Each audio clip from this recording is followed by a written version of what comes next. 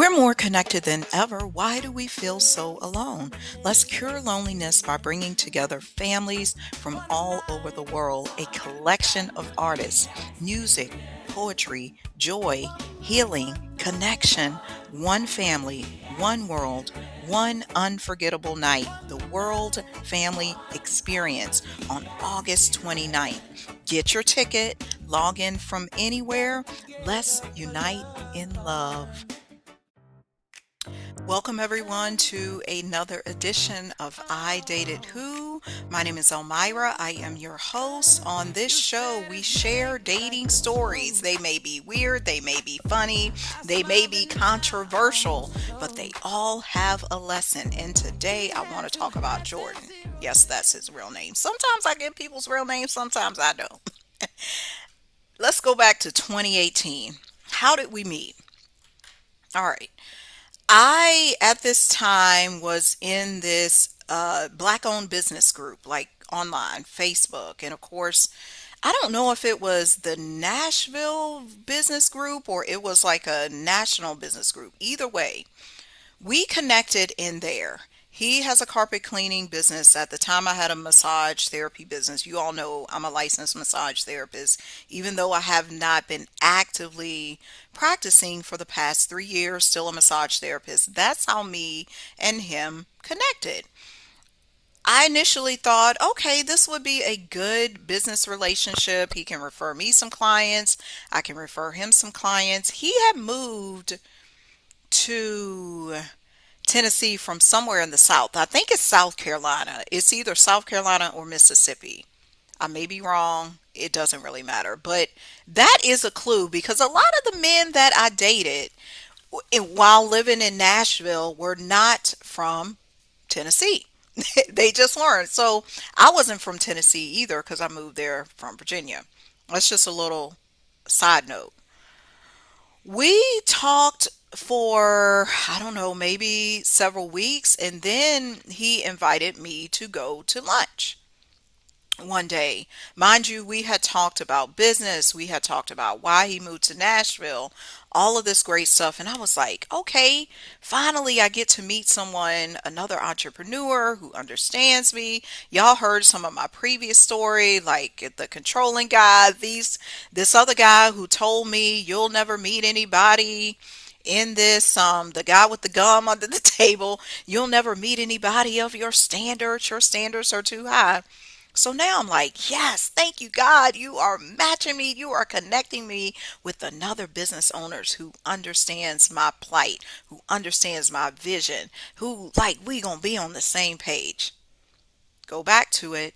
He had invited me to lunch. I get dressed. Now I distinctly remember this day because I was wearing olive. It's interesting when you have somewhat of a traumatic incident, you can recollect a lot of it. I was wearing some olive pants. I love those olive. They were like olive jeans with this stretch material.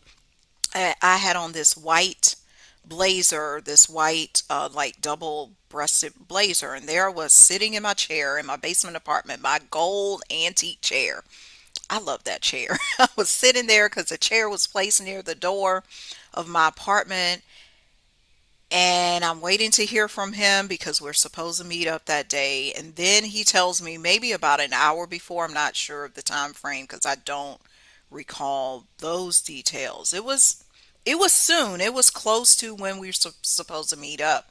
He said, "Oh, unfortunately, I can't make it." And now I'm saddened. I'm pissed. I'm like, what the hell? I got all dressed up, looking cute. I don't have no clients. Gonna meet up with this guy. We can talk business. Whether this led to anything long term, that part didn't matter. Okay, I put that to bed. Then, not too long after that, he invited me to go to a baseball game. Was that a base? It was at Vanderbilt. We went. I met up with him because we both drove separately. I met up with him there. Meeting him in person was a different story. You know how you can talk to somebody on the phone or you're texting them and you're like, "Oh yeah, this person is genuine. We're going to hit it off." But when we met in person, I ain't really like him that much. I mean, let's be honest. I did not like him that much. When I saw him approaching on the street, I was like, who is this? This is not a match.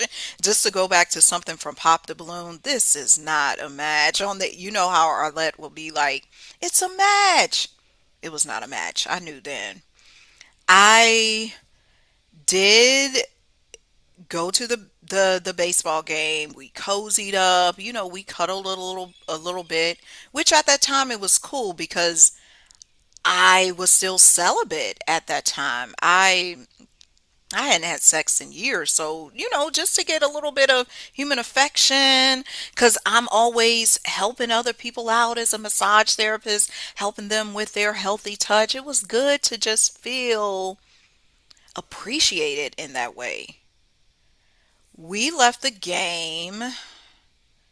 And then we decided we wanted to get something to eat. We went to this place called J. Alexander's. OMG, I love that restaurant. If y'all have a J. Alexander's in your town, please go there. The service is top notch, impeccable. They have the most fascinating menu, desserts, appetizers, everything. I have not been there since I moved from Nashville several years ago, and I need to get back. This story is reminding me about Jay Alexander's. I gotta tell my boyfriend now to take me to Jay Alexander's because that place is hot. I remember they got good carrot cake. They just got everything. And when you're there, the servers treat you so well. Like you may have your one server, then the other people are still tending to you, making sure you got enough to drink, making sure you got enough to eat, making sure you got enough food, whatever you need, making sure you're taken care of. That is customer service at their finest. And they dress so well. They got on them black aprons. Jay Alexander's is the spot. I went there that night with Jordan after the baseball game. Okay. What else happened? There was no kiss, no none of that, cause I didn't want to kiss him, and maybe he didn't want to kiss me neither. But that's okay, cause I knew it wasn't even gonna go there. Another thing with him, he, I kept having some crazy dreams while I knew him.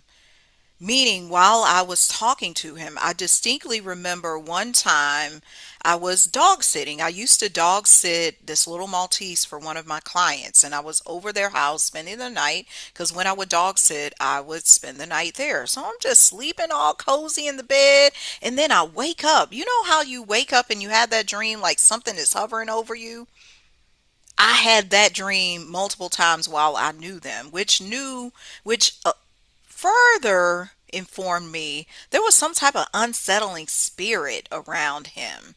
It just wasn't right. And then let me attach this back to him cleaning carpet. He liked to deal with dirt. You know, people. Okay, somebody ringing my phone. I don't even know who that is. You know how people choose professions based on their personality or based on what they like? Like, there was this old, she's not old as in age, but I'm just saying old because it was in the past. One of my old landlords, at the first place I ever rented for massage therapy, she dealt with colon hydrotherapy. And people would always say she's full of shit. She was, because she sued me. She basically dealt with poop. Same with him. He wanted to clean up people's mess, their carpets, all the dirt and grime that's on their carpet, because he had his own dirt. Because let me tell you what I found out. And see, those dreams, those crazy, wicked dreams, was a clue. Because he even used to text me late at night. And granted, we were not exclusive, it was nothing of that. We were more in the talking phase. When I was supposed to go on that one date where he stood me up, well, he informed me. I'm still calling it a stand up. And then the other date where we went to the game, the sports game. I found out later, guess what? This showing he was doing dirt. He did lies by omission. I feel like that's the worst kind of liar. Where, like, he didn't even tell me about them kids. Like, I had to find out later that he had children. And I believe he had a whole wife. Y'all, like, I think the man had a whole wife. Not only did he have the children, this is what some men will do. They will move from out of town, another city, and because the women in the new city don't know them, they don't know they got a whole family and some children. I discovered that about them. I was like, "Oh, so this is what's going on." And I think I found out on Facebook. See, social media be telling on people. They think they going to get away, they going to scoot away. They can't scoot away cuz your profile tells all, or somebody else is going to tell you, or God going to tell you in a dream. Something outside of this world and a spiritual nature is always going to reveal your lies. This to me showed how untrustworthy this man was. And listen to his, I can't put the man out like that. I'm not, I was about to say something, but I'm not even going to say that. But the lies by omission. Why didn't he tell me that? Like, and he, people may say, "Oh, she doesn't have a right to tell you," or he doesn't have a right to tell you. You're not at that stage of the dating. But that is something valid a person needs to know if you have children. We had another story about that on I Dated Who a couple of weeks ago, about is dating someone with children okay. Let me get to another part of this story because it comes full circle. Needless to say, I discontinued talking to him because there was nothing there. He tried to get back in because he would text me around, and as I prepared for this story, I was trying to find some old messages, but of course I deleted them years ago to determine the timeline. But he used to text me late at night, and y'all know what that means. Them people ain't looking for nothing but a booty call. They ain't looking for no genuine conversation unless they work late and they just want you to be their company on their shift. He ain't work late. That wasn't even it. This dude was up to no snuff. Let me tell you what else happened. I had already been with my current boyfriend because we started dating. Well, I met him in 2020 and we became official in 2022. And then I moved down here to Georgia in 2023. That summer, it was July 2023. And I'm telling you, this how God be working. Because me and my sisters had already pre-planned a summer trip to Nashville. Our girls trip, we do like a girls trip every summer. And I got to admit my error. I had booked an Airbnb, but then I made a bad business decision. I was waiting on some money for a client, and which made me lose their deposit money on our Airbnb, which meant we could not stay at that same Airbnb in Nashville for a trip.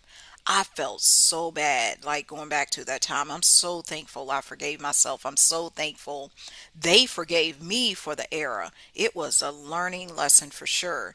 Needless to say, my cousin who works for Hilton, she said, "I got an alternative. Let's book a Hilton property when we go to Nashville since I can get a discounted rate." It solved the problems. Yes, we had to go through some rigmarole and with the Airbnb and now staying at the Hilton, but get this. We arrive at the Hilton, unpacking our bags. We like, yes, girl trip. Guess who at the front desk?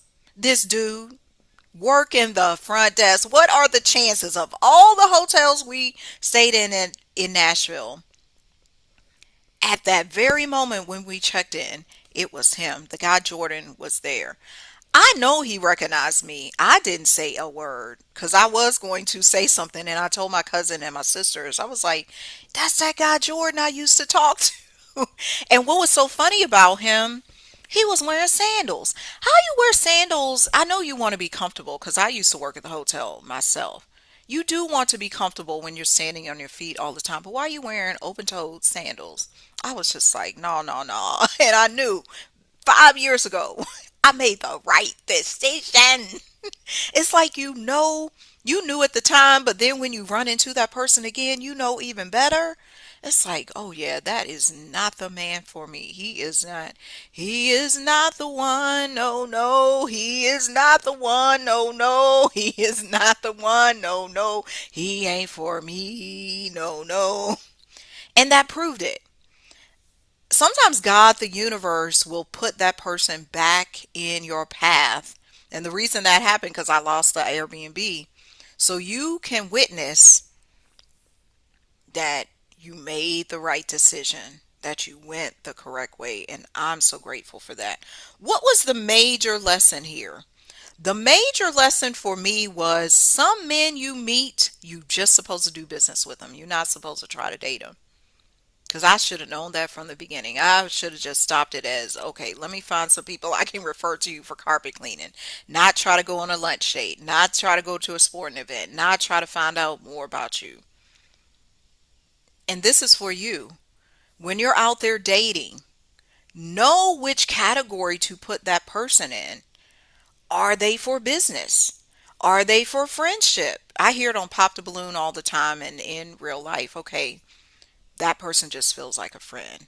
Or are they for romance? Are they going to be someone you can connect with spiritually? Because that person may just be there for your spiritual elevation and not for you to connect on all levels in a true relationship, in a true partnership. This was the lesson I learned from Jordan. He was only supposed to be in my life for business. Yeah, that's it. We was just supposed to trade numbers and trade contacts, trade referrals. That's it. Not all this other funny business. That is our story today. Stay tuned for another one because we got some more funny stories coming for you. This has been another edition of I Dated Who. I will see you again.